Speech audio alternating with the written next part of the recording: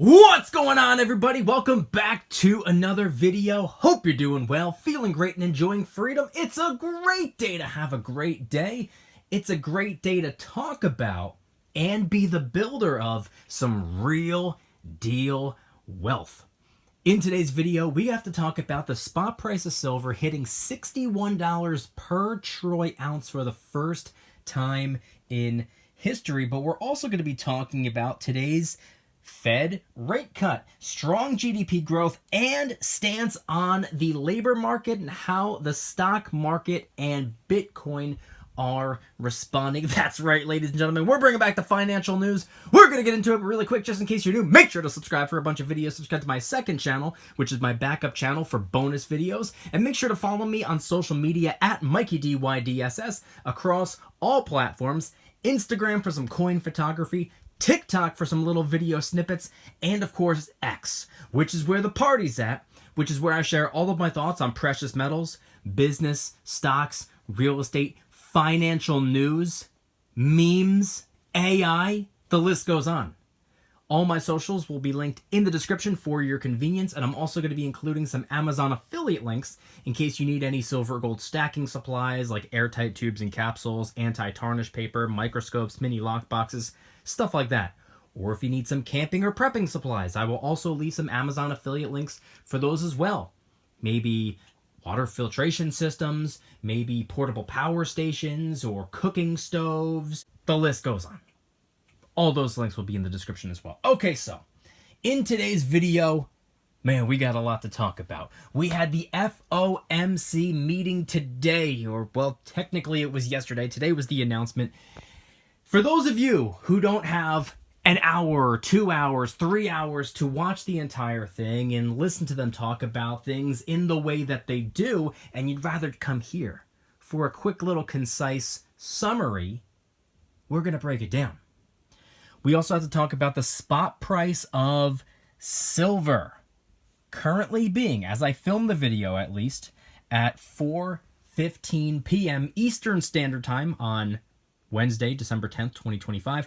Spot price of silver is $61.71. Ladies and gentlemen, silver passed $61 for the first time in history. And not only did it surpass $60, not only did it surpass $61 today, but look at that right there. It's closer to 62 than it is 61 at this point. It's up $1.11 on the day, or up 1.83%. A huge day for silver. Or dare I say, a huge day for silver and gold. We're going to talk about gold next. Spot price of gold, same day, same time, $4,226.60. It's up $19.40 on the day. It's up 0.46%. A strong day for gold as well. I also want to mention where the stock market closed today and where Bitcoin currently is. I'm going to save that for after I summarize today's Fed rate cut announcement, because I want to talk about that first so that you can understand how the stock market and how Bitcoin responded to it. So let's just cut to the chase here. With a 9-3 vote, the Federal Reserve has cut rates by 25 basis points. If you've been watching my videos for the last couple of weeks, you'll know that this is something that I've been expecting, I've been anticipating. A lot of people have been factoring this in. A lot of people have been under the assumption that we were going to see a 25 basis point cut. We didn't know for sure if we were going to get one at all or if it was going to be more, but either way, today we got the 25 basis point cut. Like I said, with a 9-3 vote. Of those three, 2 wanted no cut at all, and 1 wanted a 50 basis point cut. Powell also said that he believes that jobs being created are overstated by 60,000. So what does that mean? Well, if you look at the figures from the Bureau of Labor Statistics, it would appear that we added 40,000 jobs, according to the most recent report.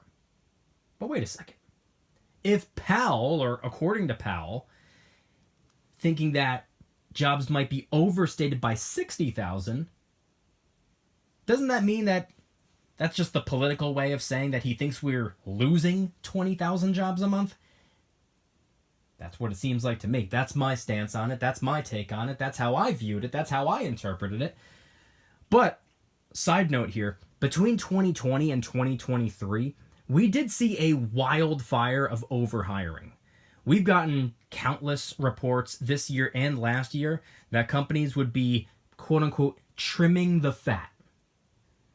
So, it's important to remember that if jobs are being lost as a result of overhiring on a mega scale, that could mean we're still going through post-pandemic stabilization, and this could just unfortunately be part of the process. Powell then went on to talk about tariff effects likely going to peak in Q1 2026, meaning that that's where things are going to top off. That's where things are going to peak out. And as long as we don't get more tariff announcements, we should see the cooling of inflation, and that should act as a supportive factor for the jobs market. In addition to that, let's quickly talk about GDP. In the summary of the economic projections, GDP was projected to grow by 1.8%. We ended up seeing a growth of 2.3%, which is huge, by the way. It's almost like a beat on earnings expectations if you're looking at a stock, except this is for the economy. Great news. What we need now is for inflation to drop below 3% and get as close to 2% as humanly possible. The most recent CPI report that was released was August data, released in October. October's data, which should have been released in November, evidently that report may never come out at all, because for the month of October, the government was shut down. I didn't know that could keep an inflation report from seeing the light of day, but I digress. Over the next 3 months, Q1 2026, if the Federal Reserve can get inflation down to 2%, 2.25%, and stabilize the jobs market, I think we can expect to see a very, very bullish 2026. And that bull run could potentially be starting.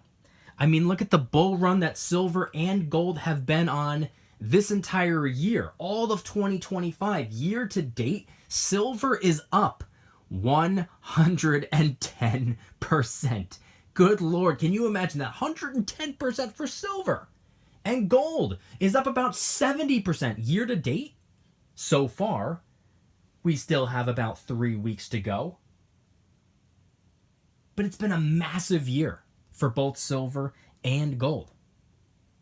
Now, coming around full circle here, with the Federal Reserve cutting rates, with GDP growth, with a bit of a wishy-washy stance on the jobs market, overall, what we do know is things are looking bullish. And the stock market definitely reacted that way. I mean, look at this right here. I wanted to wait until after the market closed for the day before talking about this, before grabbing the screenshot. But look at that. Up 0.64% on the day. A strong day for the stock market. And I have a very strong feeling tomorrow is going to mirror that. The next day is going to mirror that. I think we're going to have a superstar of a week. Year to date, the stock market is up about 17%. It has been a massive year for the stock market. And then, of course, we could take a quick look at Bitcoin. Look at all that red. Bitcoin is actually down 0.32% on the day. It's also down for the year, about 2% or so. So Bitcoin hasn't been seeing the greenest of green years, the strongest of strong years. Bitcoin's down on the day. It's down on the year. But either way, that's how everything reacted and responded to today.